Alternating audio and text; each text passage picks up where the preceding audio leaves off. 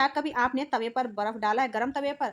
क्यों डालना है? क्या इसका फ़ायदा होने वाला है? चलिए आगे मैं आपको वीडियो में बताऊँगी। बहुत ही अच्छी सी टिप्स आपके साथ शेयर करने जा रही हूँ। सबसे पहले जो मेरी टिप्स होने वाली है, वो पैरों के दर्द को लेकर होने वाली है। यानी कि अगर हम ज़्यादा देर पानी में काम कर लें या फिर आप समझ लीजिए चल फिर लें, तो हमारे जो पैर के तलवे होते हैं ना, उनमें बहुत ज़्यादा दर्द होने लग जाता है। यानी कि हम सही से चल भी नहीं पाते हैं और मन करता है कि बस लेटे रहें। तो कुछ ऐसा ही मेरे साथ हो रहा था, क्योंकि सारा दिन तो पानी में काम करते रहते हैं, कभी कपड़े धोना, कभी पोछा लगाना, कभी इधर भाग, कभी उधर भाग। तो पूरे दिन चलना-फिरना लगा ही रहता है दोस्तों। तो बहुत ज़्यादा पैरों के जो तले थे वो अकड़ गए थे, दर्द कर रहे थे, यानी कि इतना पेन हो रहा था कि सुकून भी नहीं मिल रहा था। तो देखिए आपने करना क्या, अगर आपके साथ भी प्रॉब्लम होती है तो दोस्तों यहाँ पर मैंने क्या किया, बादाम का तेल लिया था और बादाम का तेल लेने के बाद मैंने तलवों पे अच्छे से अपने लगा लिया है। अब यहाँ पर आप देख पा रहे होंगे, जो हमारे पैर के तलवे हैं ना, बहुत ज़्यादा मतलब के अगर दर्द करते हैं, तो ये बहुत जल्दी ठीक हो जाएँगे। अब आपको लेना होगा एक पेन। अब पेन से आपने करना क्या है, इस तरीके से अपने तले के साइड में देखिए, इस तरीके से आप पेन को थोड़ा-सा घुमाइएगा। जैसे हम रोटी बेलते हैं ना, उसी तरीके से आपने पैर के ऊपर ये घुमाना है। तो ऐसा करने से दोस्तों, जो हमारे पैर की नसें होती हैं, जो अकड़ जाती हैं ना, वो आपके पैरों की जो नसें होंगी ना, वो खुल जाएँगी। यानी कि जो आपके नसों में रक्त होता है ना, वो बहुत अच्छे से बहने लग जाता है और आपके पैरों में जो दर्द होता है ना, वो ख़त्म हो जाता है। तो ये ट्रिक बहुत ही यूज़फुल होती है, चाहे तो आप ट्राई करके देख सकते हैं, बहुत ज़्यादा आपको सुकून मिलेगा। अब नेक्स्ट मेरा आइडिया होने वाला है चूड़ी से रिलेटेड। अभी सावन लगा हुआ है और वैसे भी त्योहार लगने ही वाले हैं, लग ही चुके हैं दोस्तों। और जब त्योहार लग जाते हैं तो त्योहार के टाइम पे हम अपने पहनने के लिए चूड़ियाँ खरीदते ही खरीदते हैं दोस्तों। अब ये जो चूड़ियाँ होती है ना, इस तरीके की, ये बहुत ज़्यादा कमज़ोर सी होती हैं, नाज़ुक सी होती हैं, तो ये बहुत जल्दी चटक जाती हैं, इनके जोड़ खुल जाते हैं।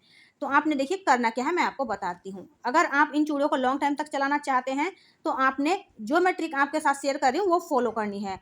वरना चूड़ियों के ना जोड़ बहुत जल्दी खनक जाते हैं, खुल जाते हैं और हम बहुत मतलब के टाइम तक अपनी चूड़ियों को नहीं पहन पाते हैं, ये चटक जाते हैं, इनके जोड़ खुल जाते हैं।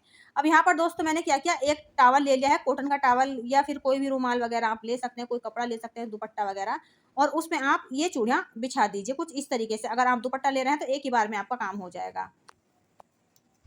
अब यहाँ पर दोस्तों मैंने फ़ोल्ड कर दिया है रुमाल को चूड़ी के ऊपर ही, और मैंने यहाँ पर प्रेस गरम कर रखी है और हल्के हाथों से मैं इन चूड़ियों के ऊपर इस प्रेस को घुमा रही हूँ। आप जब गरम प्रेस चूड़ियों के ऊपर घुमाते हैं दोस्तों, जो इनके जोड़ होते हैं ना, बहुत अच्छे से चिपक जाते हैं, स्ट्रॉन्ग ये चूड़ी हो जाती है। यानी कि एक तरफ से ये पक गई हैं और दूसरी तरफ से मैंने पलट करके इनको दोबारा से इसी तरीके से प्रेस करनी है। तो जैसे-जैसे हम इस पे गरम प्रेस करते हैं, उसी हिसाब से ना चूड़ियाँ एकदम से मतलब पक्की हो जाती हैं। वो कहते हैं ना, कच्ची चूड़ी, पक्की चूड़ी। तो जो चूड़ी ज़्यादा पकाई जाती है, वो चूड़ी पक्की होती हैं, और जो थोड़ा-सा कच्ची पकाई जाती हैं, तो वो एकदम खनक जाती हैं। उनके जोड़ वगैरह खुल जाते हैं और हमें बार-बार पैसे लगा कर के चूड़ियाँ मँगानी पड़ती हैं दोस्तों। तो जब चूड़ियाँ लेकर आएँ, तो कुछ टाइम तक हाथों में तो पड़ी हुई रहनी ही चाहिए, है ना? अब यहाँ पर ये चूड़ियाँ तो हमारी एकदम रेडी हो चुकी हैं, बहुत अच्छे से ये मज़बूत हो गई हैं। हमेशा मैं इस ट्रिक को फ़ॉलो करती चली आई हूँ, जिससे कि मेरी चूड़ियाँ काफ़ी लंबे समय तक मेरे हाथों में पड़ी ही रहती हैं।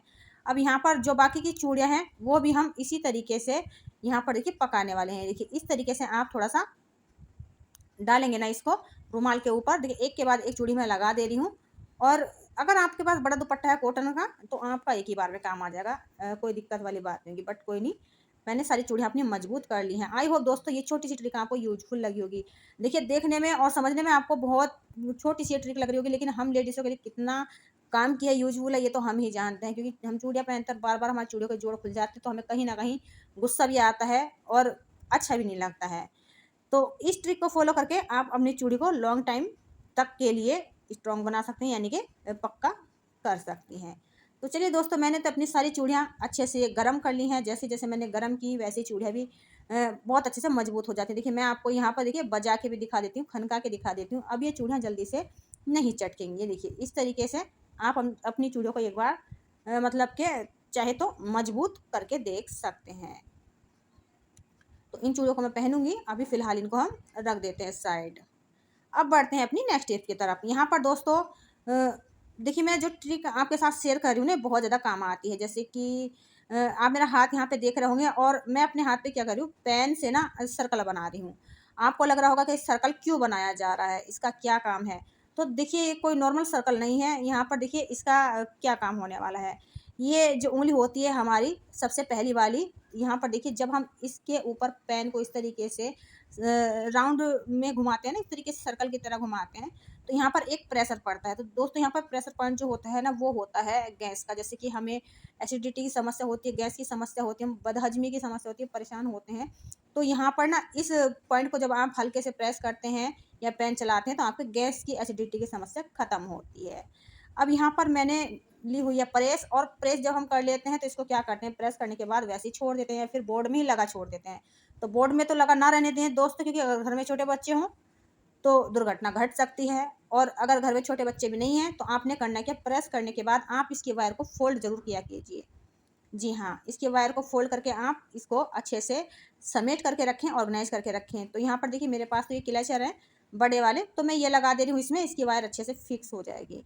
आपके पास क्लचर नहीं है तो आप कोई रबड़ बैंड ले सकते हैं या फिर कोई फ़ित्ता वगैरह भी है इसमें, डोरी वगैरह भी बाँध के रख सकते हैं, तो ऑर्गेनाइज़ रहेगी और इसकी वायर ख़राब नहीं होगी।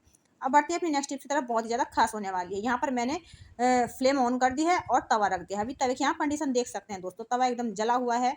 और जब हम रोटियाँ बनाते हैं तो आपने नोट किया होगा, अक्सर हमारी पहले की रोटी तो बहुत जल्दी ख़राब हो जाती है। अगर हम ज़्यादा तेज़ तवा कर लेते हैं तो वो जल जाती है, जलने के चक्कर से चिपक जाती है, और अगर ठंडे तवे पे डाल दें तो वो फिर वैसे चिपक जाती है, यानी कि है तो आफ़त ही। तो देखिए अगर आपके तवे पर भी रोटियाँ चिपकती हैं तो आपने देखिए करना क्या है, जब आप रोटी बना लें तो आप देखिए जब तवा साफ़ करती हैं तब आपको ये ट्रिक फ़ॉलो करनी है। तवे को हल्का गरम किया हमने, फ्लेम ऑन है अभी, और यहाँ पर मैं बर्फ़ के 2 से 3 टुकड़े डाल दी हूँ। 3 से 4 टुकड़े आप डाल दीजिए और धीमी आँच पर इसको कम से कम 1 मिनट तक पकाइएगा। हाँ जी, अब आपको ये लग रहा होगा कि ये बर्फ़ पकाने की क्या ज़रूरत है, पानी भी तो डाल सकते हैं। तो इसका एक अपना लॉजिक है दोस्तों, अगर आप इस तरीके से हफ़्ते में 1 बार भी कर लेते हैं ना, तो आपका जो तवा रोटी पकड़ता है ना, वो रोटी नहीं पकड़ेगा। और जो इसमें बची-कुची जमी हुई ज़िद्दी मैल, चिकनाई रह गई है तवे में आपके, सही से क्लीन ही नहीं हो पा रहा है, तो इस ट्रिक के द्वारा आपका जो तवा है ना, आप डीपली क्लीन कर सकते हैं। 2 फ़ायदे आपके हो जाएँगे, एक तो आपका तवा जो है रोटी भी नहीं चिपकाएगा, और दूसरा ये कि इसकी जो क्लीनिंग है ना, वो बहुत अच्छे तरीके से हो जाएगी। और यहाँ पर देखिए दोस्तों, मैंने जब ये रख रखा था तवा चूल्हे पर, तो ये इसकी जो जमी हुई मैल है तवे पे, रोटी का जो आटा वगैरह जो रोटी जल जाती है ना, तो वो इस तरीके से ब्लैक जब पड़ जाती है, तो भी दूसरी रोटी डालते हैं हम, तो वो भी खराब हो जाती है। देखिए यहाँ पर मैंने क्या किया, तवे को अच्छे से गरम किया, गरम करने के बाद मैं सिंक में मांजने के लिए लेकर आई हूँ। तो यहाँ पर मैंने थोड़ा-सा साबुन लगाया और दिया लिया। ध्यान रखें कभी भी तवे को स्क्रबर से आप ना घिसें। अगर आप तवे को स्क्रबर से घिसती हैं तो 101% मैं कह सकती हूँ कि आपका तवा रोटी चिपकाएगा ही चिपकाएगा।